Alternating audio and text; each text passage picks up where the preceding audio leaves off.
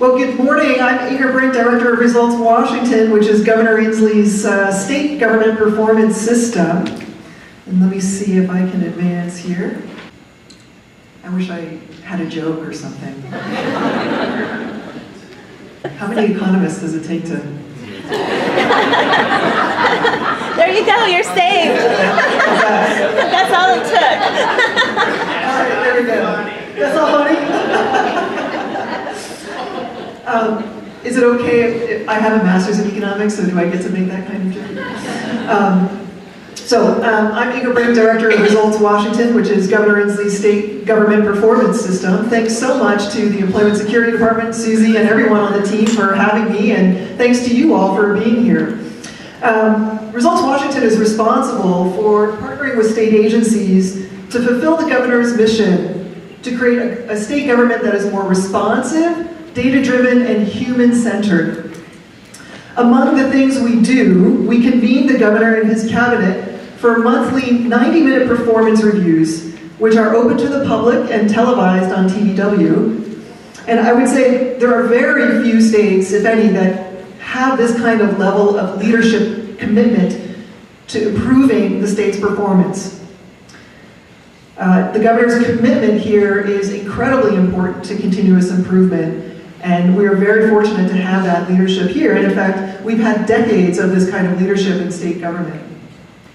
What I hope to accomplish through my presentation is to make the case for better integration both within and across the public and private sectors. And I'm sure that's not a premise that's new to anyone here. In fact, I'm sure many of you are already trying to integrate across sectors in your work, and I so appreciate that. I'm going to share two examples of how I think a better integrated operating environment can help us solve big problems and deliver better outcomes for Washingtonians. Many of the data points that I'm going to share reflect real people who are struggling.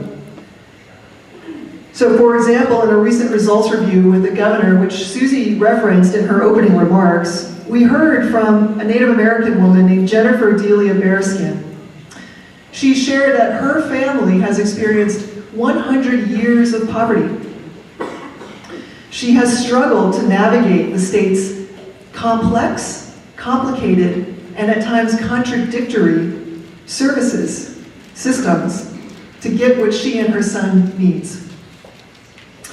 I think it can be easy to intellectualize the problems and the data and to disconnect from the real people like Jennifer Bearskin. And so I'd like to ask you all to keep the people in mind, people that reflect the numbers. I certainly don't intend to suggest that there isn't good integration and collaboration and connection that's happening. There are many excellent examples of this. I think the Puget Sound Partnership is one. They've done a fantastic job of bringing the federal government, state government, local government, community partners, and private industry together to work together to improve the health of the Puget Sound. And another point that I want to make is that when I say better integration, I don't mean centralization. So I don't necessarily think centralization is the solution, but better integration across all of our work across the state. So, I know that many of you, if not all of you, are familiar with state government and our operations, but I'd like to provide a little more context and perhaps share a little pride for the breadth of services state government provides. We are the largest provider in the state. We serve all 7 million residents and millions of visitors in many ways each year. Just to give you an example, our Department of Social and Health Services served 2.9 million people last year and helped prevent 1 million individuals from slipping below the federal poverty line. Our Department of Transportation ferried 25 million passengers last year. Our state parks served 35 million visitors. And by the way, one of my favorite factoids is that National Geographic identified Cape Disappointment as one of the top 20 state parks in the country. And our natural resource agencies protect all of our air and water and natural capital that we couldn't survive without. Local government also serves the same millions of people in some way, and herein lies part of our challenge and opportunity, that state and local government and our partners are inconsistently integrated. So just to give you an example of the challenging operating environment that we work within, the executive branch of state government itself has over 200 agencies, boards, and commissions. Our local government, we have 1,900 local governments throughout the state, with 29 federally recognized tribes. Judicial branch has a number of courts throughout the state, over 186,000 employers, including over 6,000 nonprofits. Our primary responsibility at Results Washington is to facilitate improvements within state government to help ensure state government is delivering the best possible value and results to our customers. But to do so, we need good, detailed information and data, and we need to hear directly from the state's customers. And it can be very hard to do this in such a disconnected operating environment. And not shown here on the slide are the 6 public and 22 private colleges and universities. Many of these entities directly intersect in one way or another with the big outcomes that the state wants to achieve. And yet we're not always working together as effectively as we could to achieve them. When we at Results Washington try to understand how state government is performing, what we're really trying to do is understand how effective state government is at improving people's lives and solving problems. And that's incredibly hard to do in the absence of integrated data and information.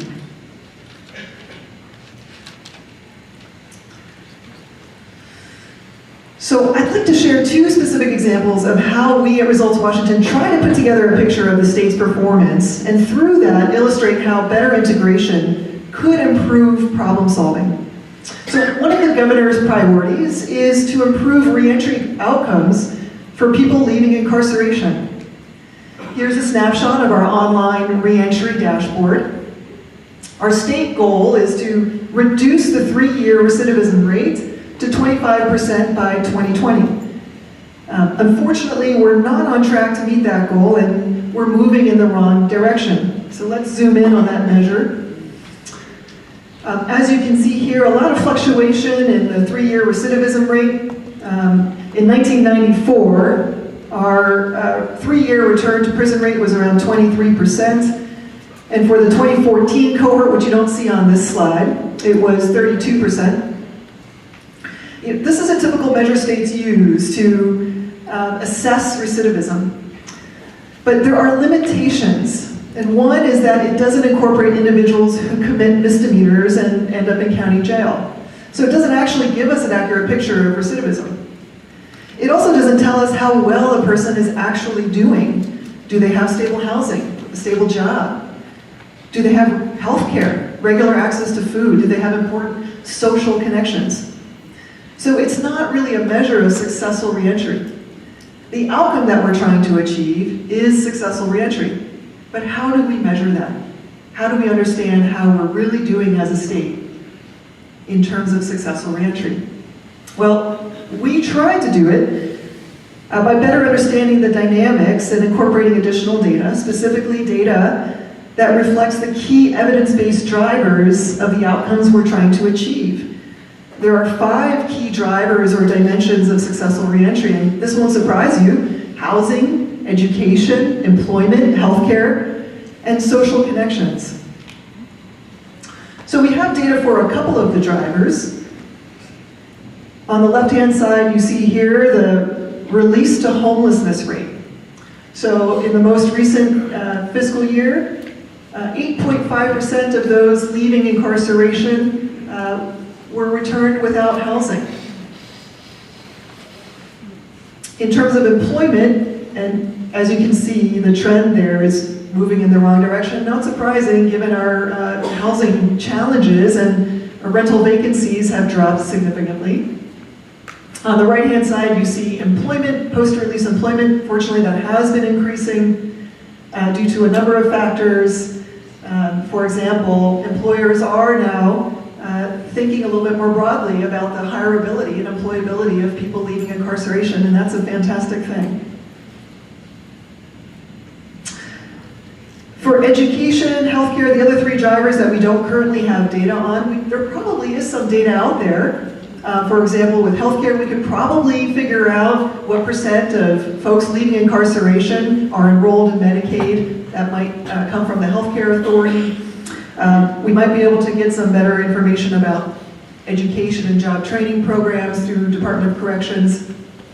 But for the fifth driver, that fifth important dimension of reentry, social connections, it'd be incredibly hard to get data on that and represent how folks are doing there.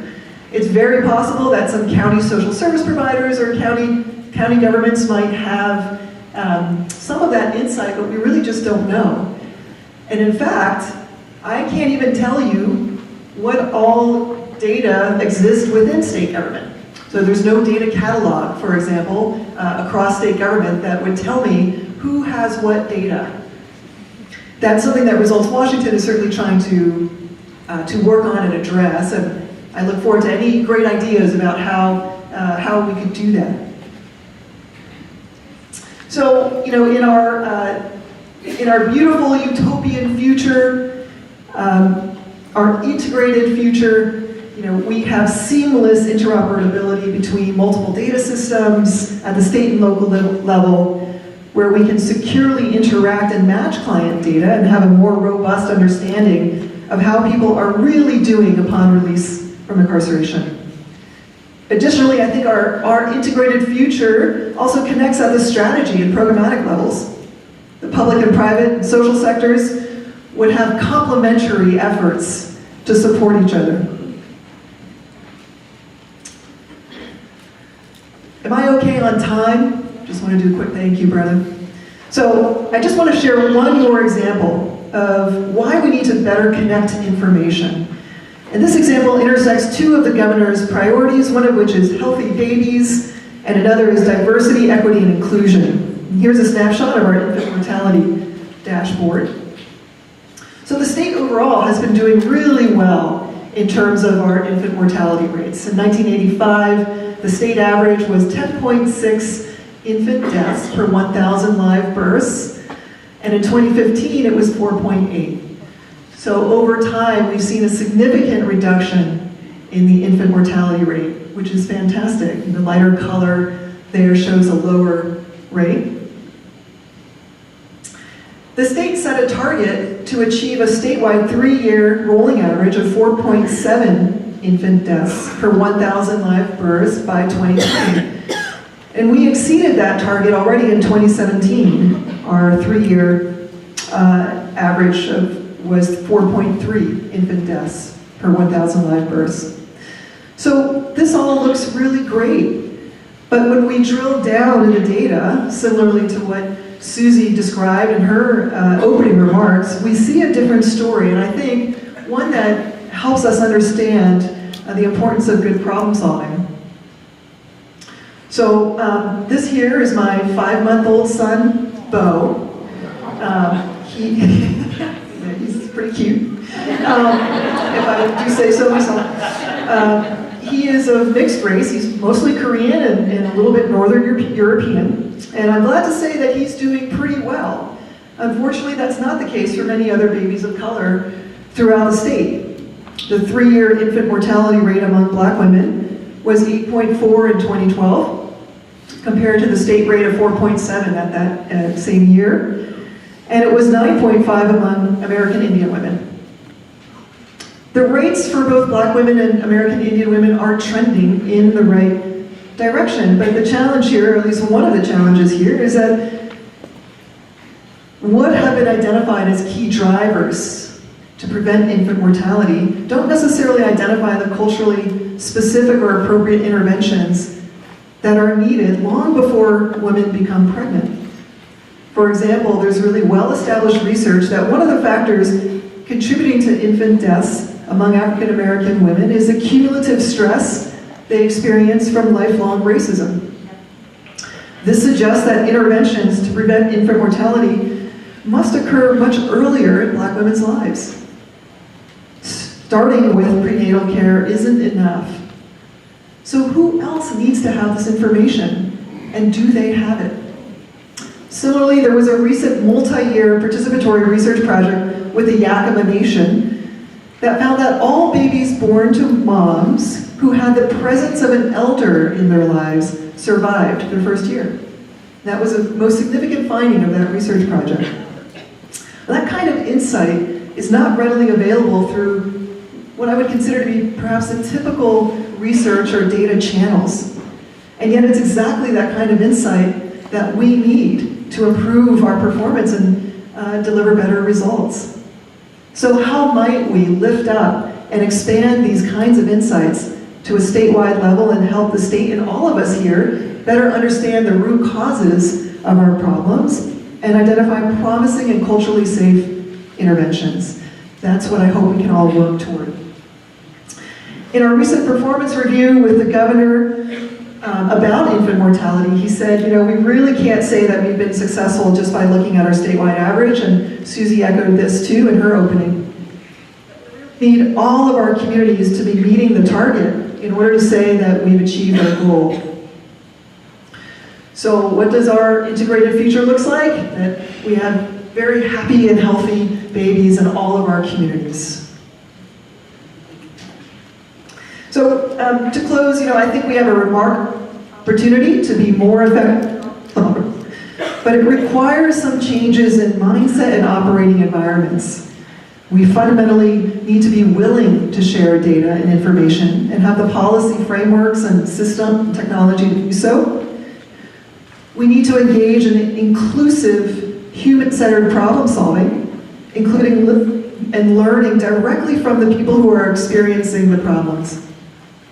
If you're trying to solve a problem from an office and the root cause of the problem isn't in your office, that might be the wrong place to try to. Problems need to be solved where they are and with the people experiencing them. And we need to be driven more by a desire for connection and collaboration rather than out of fear and control. I believe that the more people we have looking at data from different perspectives with different skills and life experiences, the better chances we have of seeing nuances that our biases might overlook or dismiss. I believe in the wisdom of diverse crowds such as you all sitting right here. Thank you so much.